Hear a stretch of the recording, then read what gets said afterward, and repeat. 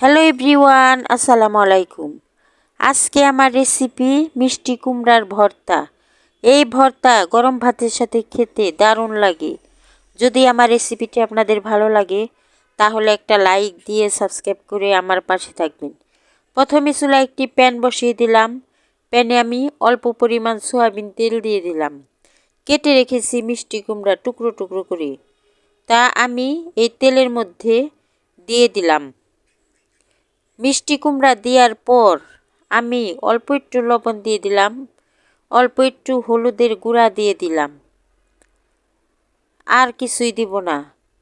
লবণ হলুদের গুঁড়া দেওয়ার পর আমি নেড়ে চেড়ে ঢাকনা দিয়ে ঢেকে 3-4 মিনিট ভেজে নিব।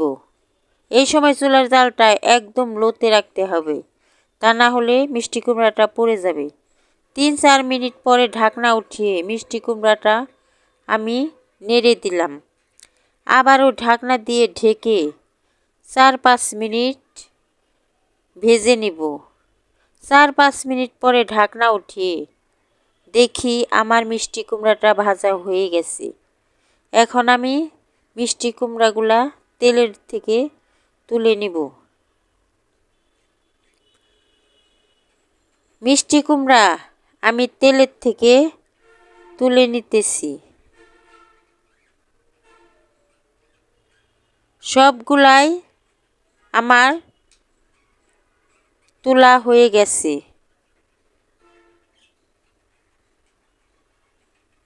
এখন আমি ওই প্যানের মধ্যেই 4-5টা শুকনা মরিচ ভেজে নিব। শুকনা মরিচটা আমি তেলের মধ্যে ভেজে নিতেছি। শুকনা মরিচ আমার ভাজা হয়ে গেছে। এখন আমি ভর্তা করার জন্য চলে গেলাম। একটা বাটি নিয়ে নিলাম।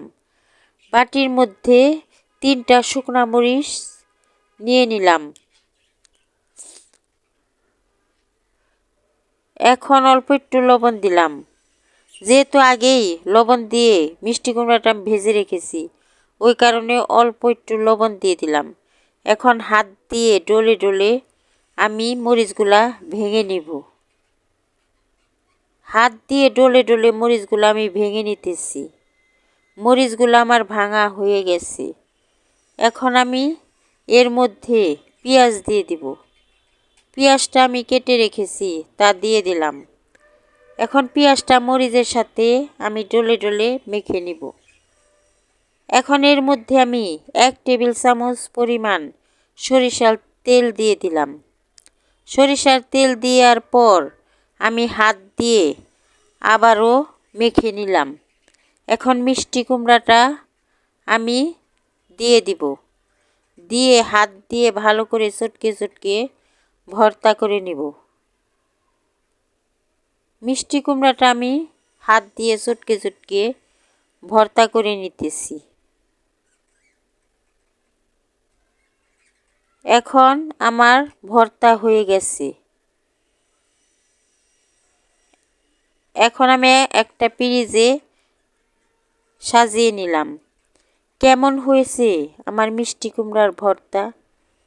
যদি আমার রেসিপিগুলো আপনাদের ভালো লাগে তাহলে একটা লাইক দিয়ে সাবস্ক্রাইব করে আমার পাশে থাকবেন।